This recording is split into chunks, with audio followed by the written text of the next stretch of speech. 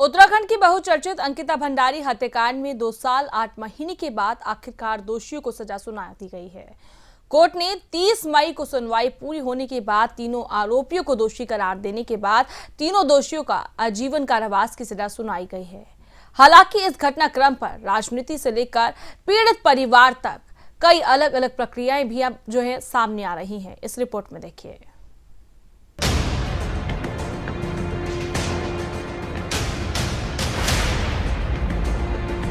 उत्तराखंड की बहुचर्चित अंकिता भंडारी हत्याकांड के मामले में कोर्ट ने फैसला सुना दिया है। 2 साल 8 महीने बाद केस में मुख्य आरोपी पुलकित आर्य, सौरभ भास्कर और अंकित गुप्ता को दोषी करार देते हुए उम्र कैद की सजा सुनाई गई है। साथ ही 50,000 रुपए का जुर्माना भी लगाया गया। कोर्ट ने तीनों आरोपियों को आईपीसी की धारा 302, 201 और 354A और धारा 31D में अलग अलग सजा सुनाई है और जुर्माना भी लगाया गया है। इसके अलावा कोर्ट ने पीड़ित परिवार के 4 लाख रुपए के मुआवजे का भी फैसला सुनाया।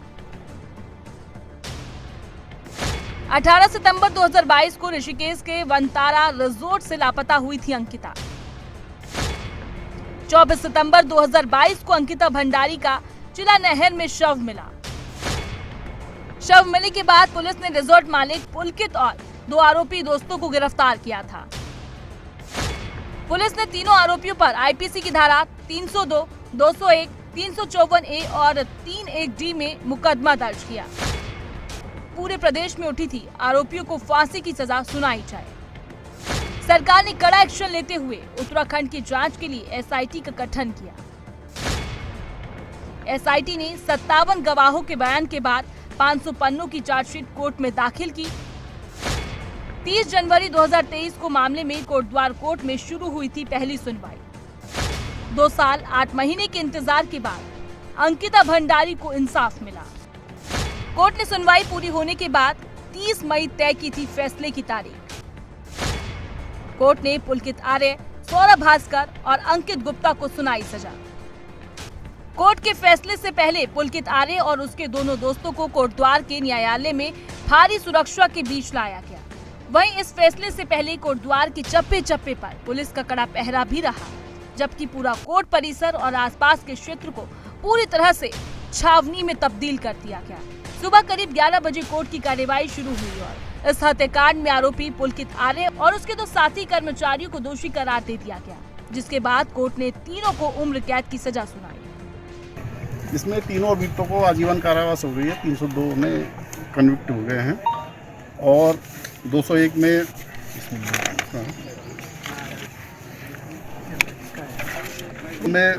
आजीवन कारावास और 50,000 रुपये जुर्माना न देने की उसमें 1 वर्ष का अतिरिक्त साधारण कारावास और आजीवन कारावास, कठोर कारावास होगा। 201 में 5 वर्ष का सजा और 10,000 रुपये का जुर्माना न देने के उसमें 2 माह का अतिरिक्त कारावास। 354 क में पुलकित आर्य को 2 वर्ष का कठोर कारावास और 10,000 रुपये जुर्माना। 10,000 रुपये जुर्माना न देने के आवाज में 1 माह का अतिरिक्त कारावास। वहीं कोटद्वार के न्यायालय के इस फैसले पर अंकिता भंडारी के माता पिता थोड़े निराश नजर आए। अंकिता भंडारी के पिता वीरेंद्र भंडारी का कहना है कि उन्हें उम्मीद थी कि उनकी बेटी की हत्या करने वालों को फांसी की सजा हो, लेकिन कोर्ट ने उम्र कैद की सजा सुनाई। उन्होंने कहा कि दोषियों को फांसी की सजा के लिए वो अब हाई कोर्ट का रुख करेंगे। इस तरह से इन्होंने मेरी निर्दोष लड़की को मारा है, तो मैं तो शुरू से कहना चाहता हूँ, कह रहा था कि भाई मौत के बदले मौत। तो हम हमारे जीते जी इनको तो फांसी की सज़ा होनी चाहिए थी, क्योंकि हम आज हैं तो कल नहीं है। लेकिन हम चाहते थे कि भाई हमारे सामने इनको जो है फांसी की सज़ा होनी चाहिए थी। इससे संतुष्ट नहीं हूँ, क्योंकि मैं भी इन्हें ऐसे देखना चाहती हूँ अपनी आंखों के सामने, जिस तरह से इन्होंने हमारी ज़िंदगी मौत से बेहतर बना दी है। हम तो हमारी ज़िंदगी कैसी है ये आप सभी जानते हैं। मैं नहीं चाहती थी जिस तरह से उन्होंने मेरे बेटे के साथ किया, किसी अन्य बेटे के साथ वो ऐसा करे। इन्हें फांसी की सज़ा होनी चाहिए थी।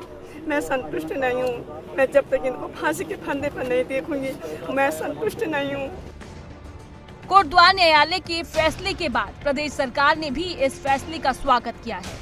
कैबिनेट मंत्री सुबोध उनियाल और पूर्व मंत्री प्रेमचंद अग्रवाल ने इस फैसले का स्वागत करते हुए कहा कि अंकिता भंडारी हत्याकांड में सरकार ने शुरू से ही आरोपियों के खिलाफ सख्त पैरवी की, जिसका नतीजा आज आया है और कोर्ट ने जो फैसला दिया है वो समाज के लिए एक नजीर साबित होगा। काफी समय से इसको लेकर के कुछ राजनीतिक दल इसका राजनीतिकरण कर रहे थे और सरकार को बार बार घेरने का प्रयास करते थे। सरकार ने पहले भी कहा था कि सरकार ने अपना काम किया, डेड बॉडी इमीडिएटली रिकवर कर ली थी, अक्यूज को उठा जिस पर शक था उसको अरेस्ट कर दिया और इसकी जांच बैठा दी। उसके बाद हमने कहा था कानून अपना काम कर रहा है, तो आज कानून ने अपना काम किया और कानून ने आज इसमें फैसला दिया। फैसला स्वागत योग्य है और साथ ही साथ उन राजनीतिक दलों के ऊपर करारा तमाचा है जो इसका राजनीतिकरण करके बार बार सरकार पर आरोप लगाने का काम करते हैं। देखिए, हमारी पहाड़ की बेटी अंकिता भंडारी के साथ जो उस समय घटनाक्रम हुआ था और स्वाभाविक रूप से पूरे प्रदेश के अंदर इसकी एक तीखी प्रतिक्रिया हुई थी और सभी के मन में एक भाव था, अपेक्षा थी कि इसके साथ न्याय होगा। लेकिन जिस प्रकार से आज माननीय न्यायालय ने उन दोषियों के खिलाफ आजीवन कारावास का निर्णय सुनाया तो निश्चित रूप से जो पीड़ित पक्ष है उनके जख्मों पे मरहम जरूर लगेगी और माननीय न्यायालय को भी मैं अभिनंदन कर रहा हूँ, उनका धन्यवाद कर रहा हूँ। एक नज़ीर जाएगी पूरे क्षेत्र में, पूरे प्रदेश में, बल्कि मैं कहूँ पूरे देश में, कि इस प्रकार का कोई भी घटनाक्रम करने से पहले 50 बार सोचेगा कि इस प्रकार की घटनाएं नहीं होनी चाहिए। हालांकि इस मुद्दे पर अब राजनीति भी शुरू हो गई है। विपक्षी पार्टी कांग्रेस के नेताओं ने दोषियों को आजीवन सजा पर निराशा जताते हुए कहा कि दोषियों को फांसी की सजा मिलनी चाहिए थी।